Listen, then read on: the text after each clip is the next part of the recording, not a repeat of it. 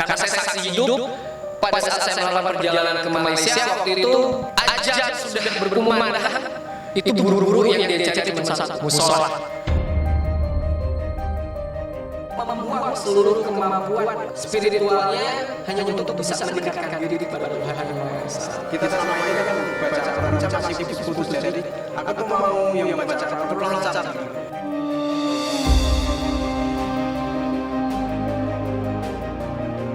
Perjalanan spiritual Ki Joko Bodo sangat menarik untuk ditelisik. Dari tokoh dengan banyak cerita tentang ketebalan batin hingga ilmu-ilmu supranatural tingkat tinggi, Ki Joko Bodo hijrah menjadi religius.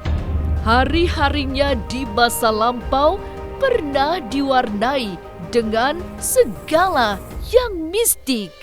Tapi kini hidupnya didekatkan kepada Tuhan. Tapi benarkah Ki Joko Bodo sudah membuang semua ilmu supranaturalnya? Berikut ini ikuti perbincangan yang mendalam tentang Ramadan antara Ki Pranalewu dengan Ki Joko Bodo. Jangan dulu berlalu, masih akan ada banyak keganjilan terjadi di sini.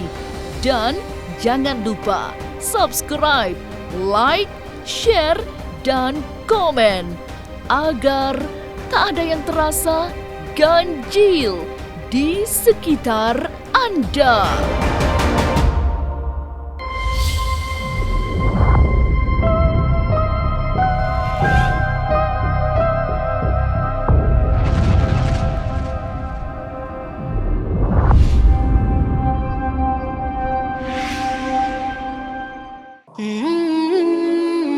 Barangkali hanya sedikit orang yang bisa membayangkan bahwa Ki Joko Bodo menjalani hari-hari Ramadan dengan ibadah yang khusyuk.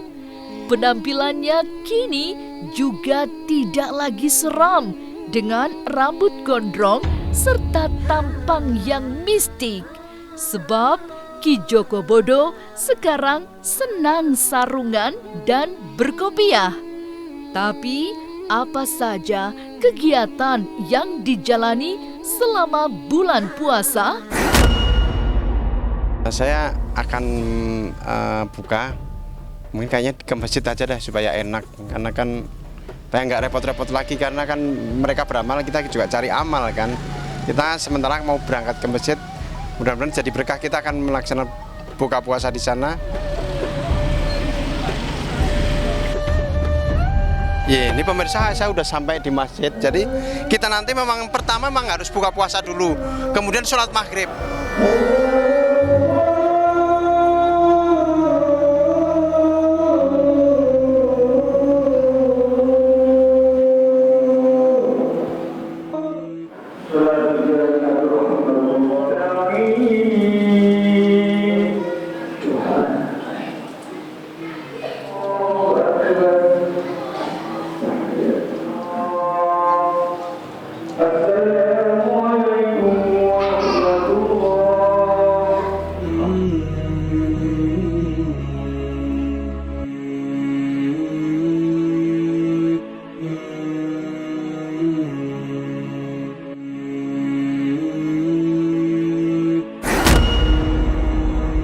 Ki Joko Bodo dulu dan kini memang berbeda. Tidak ada lagi kesan sangar, seram, dan mistik. Andai tidak mengenalnya dengan citra paranormal kondang, niscaya yang terlihat dari Ki Joko Bodo adalah laki-laki biasa yang menjalani Ramadan dengan banyak ibadah. Hal luar biasa diakui oleh Ki Pranalewu yang pernah menjadi saksi ketika azan berkumandang. Ki Joko Bodo buru-buru mencari tempat untuk sholat. Setelah beliau hijrah ini, beliau ini paling tidak bisa meninggalkan yang namanya sholat 5 waktu. Karena saya saksi hidup pada saat saya melakukan perjalanan ke Malaysia, waktu itu azan sudah berkumandang, itu buru-buru yang dia cari cuma satu, musola.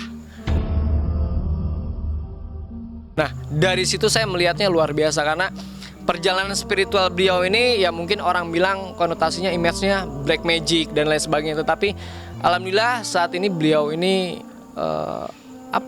bisa dibilang lebih ke agamis.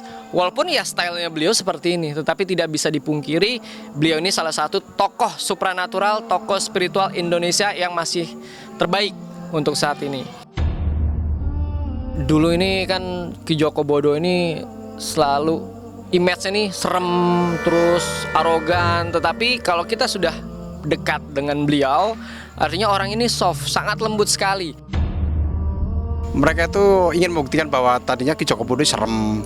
Ternyata setelah dideketin, loh kok gini-gini aja ya.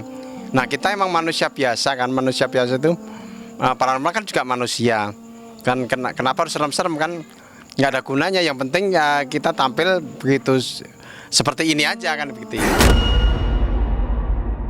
Menjauh dari kesan seram yang menakutkan, Ki Joko Bodo memang telah hijrah. Ia juga berusaha menjadi orang biasa yang bergaul dengan banyak kalangan, termasuk masyarakat luas.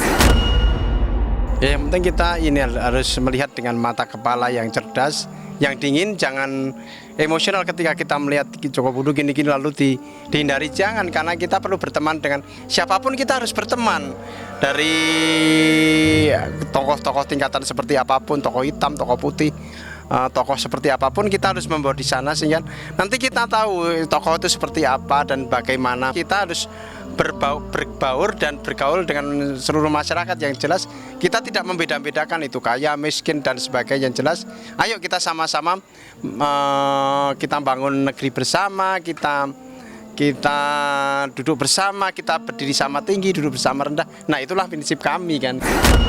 Hijrah dari dunia paranormal. Benarkah Ki Joko Bodo mewakafkan tempat ritualnya dulu untuk dijadikan masjid?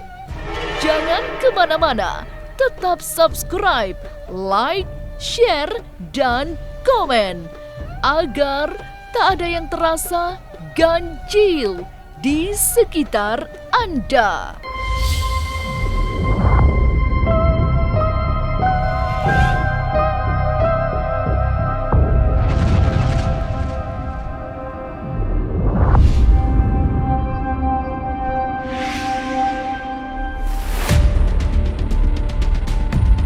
Disebut-sebut sudah hijrah, kehidupan Ki Joko Bodo dianggap berubah, termasuk penampilannya yang tidak lagi mengesankan seorang tokoh supranatural. Dan salah satu lompatan mencengangkan yang dilakukan Ki Joko Bodo adalah mewakafkan tempat prakteknya. Ini adalah langkah besar yang tidak pernah terbayangkan oleh siapapun. Lalu, apa sesungguhnya alasannya mewakafkan tempat prakteknya untuk dibangun masjid? Kalau bisa dibilang salah satu tokoh supranatural yang paling sukses nih di antar spiritual lainnya. Ki Joko Bodo kan punya banyak aset, dan saya juga dengar beberapa aset Ki Joko Bodo diwakafkan untuk kepentingan umat. Nah, apa yang membuat Ki Joko Bodo ini ingin berderma sosial terus bisa memberikan yang terbaik untuk umat? Itu kenapa sih? Saya telah mewakafkan tempat praktek saya di Jalan Masjid Al-Umar. Jadi ujung Jalan Masjid Al-Umar itu tempat praktek saya, memang itu saya wakafkan untuk kepentingan agama saya. Supaya ya kita beribadahlah, jadi bekal ibadah saya untuk akhirat nanti. Itulah karena keinginan saya, semoga amal ibadah saya diterima sama Yang Maha Kuasa, karena buat apa lagi sih karena cari duit di dunia kan isinya cuma itu setelah dapat cuma dikasihkan anak istri atau keluarga. Sekarang saya dapat untuk saya kasihan ke agama saya kan. Menjadi praktisi supranatural bagi Ki Joko Bodo adalah profesi yang tidak ada kata berhenti. Walaupun kini ia lebih banyak beribadah, tapi praktek keparanormalannya terus dijalankan. Hanya bedanya, sekarang ini ia lebih banyak menjalani pengobatan massal yang tidak berorientasi duniawi. Setelah Ki Joko Bodo hijrah, ini kan banyak spekulasi nih. Apakah Ki Joko Bodo ini meninggalkan benar-benar dunia supranatural atau memang masih menggeluti walaupun hanya sebatas ya pengobatan massal atau membantu orang, tetap karena membantu orang itu hakikatnya hablum minanas. Ya karena profesi seperti Ki Prana juga kan tidak bisa meninggalkan profesi. Ki Prana juga Ki Prana ada kesibukan kuliah, membantu masyarakat. Tapi kan di sisi lain untuk yang memperjuangkan masyarakat supaya baik, supaya apa itu kan tugas kita bersama. Jadi kita tidak bisa meninggalkan pekerjaan-pekerjaan seperti itu karena pekerjaan seperti itu kan merupakan profesi kita. Oke kan? Aktivitas Ki Joko Bodo sebagai praktisi supranatural memang tidak benar-benar ditinggalkan setelah hijrah. Lalu, apa yang diinginkan selama menjalani ibadah Ramadan di tahun ini? Ada nggak ruang religi dari Ki Joko Bodo lebih lagi pada saat bulan-bulan biasa dan saat ini bulan Ramadan? Apa nih sisi religi yang benar-benar dimantepin? Memperdalam baca Al-Quran ya, karena kan kita selama ini kan baca Al-Quran aja masih putus-putus. Jadi aku tuh mau yang baca Al-Quran tuh lancar gitu loh. Jadi biar dari kita lihat huruf Al-Quran tuh langsung wah nyambung gitu ya. Yang ini kita punya keinginan seperti itu. Sudah berusaha hijrah serta meninggalkan dunia supranatural. Benarkah semua ilmu batin Ki Joko Bodo sudah dihilangkan? Jangan kemana-mana, tetap subscribe, like, share, dan komen agar tak ada yang terasa ganjil di sekitar Anda.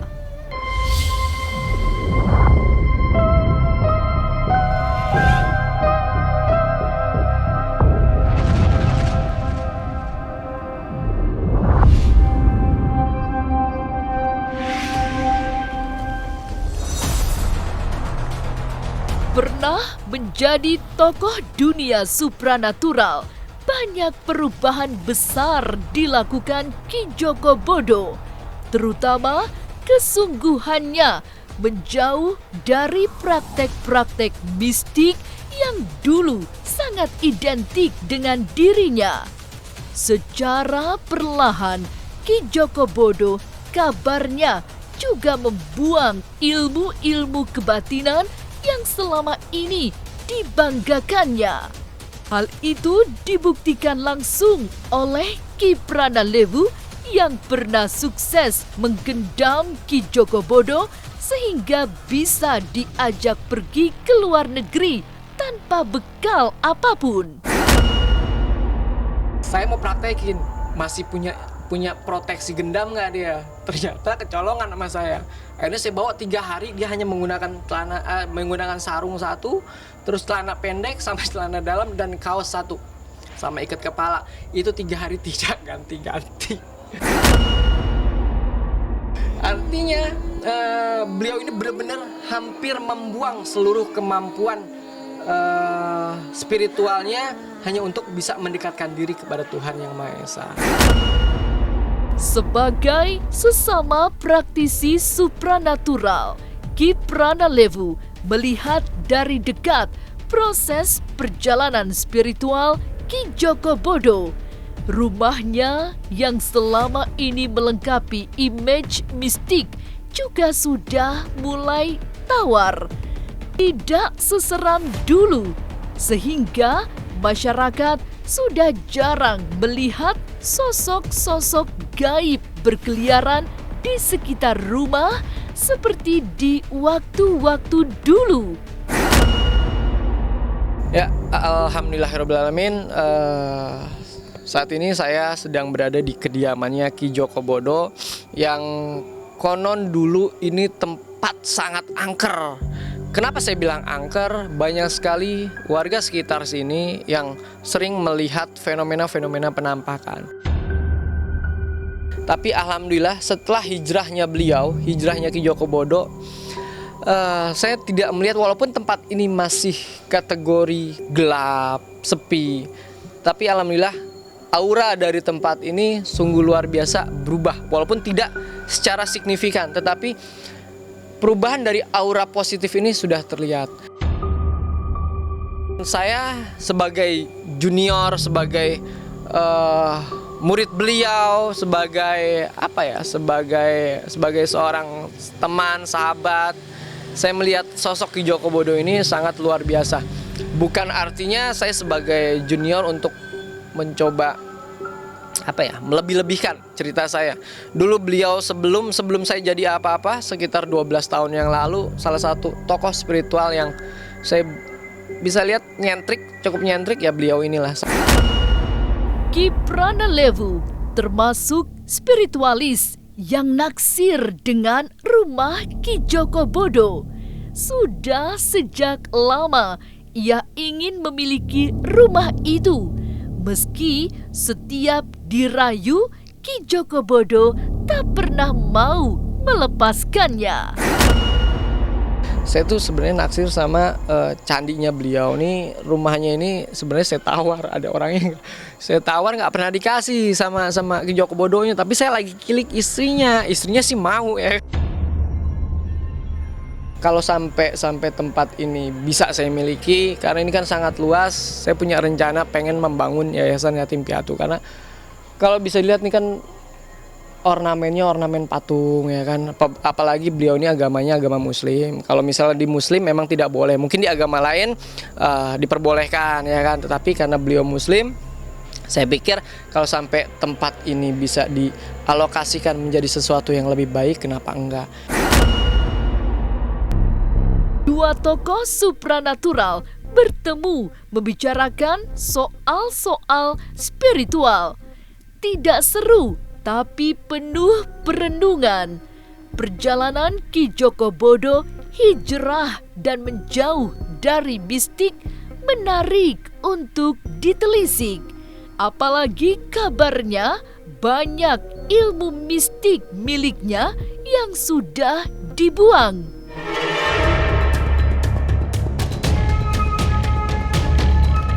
Inilah ganjil yang akan menguak berbagai misteri di alam nyata dan tak kasat mata.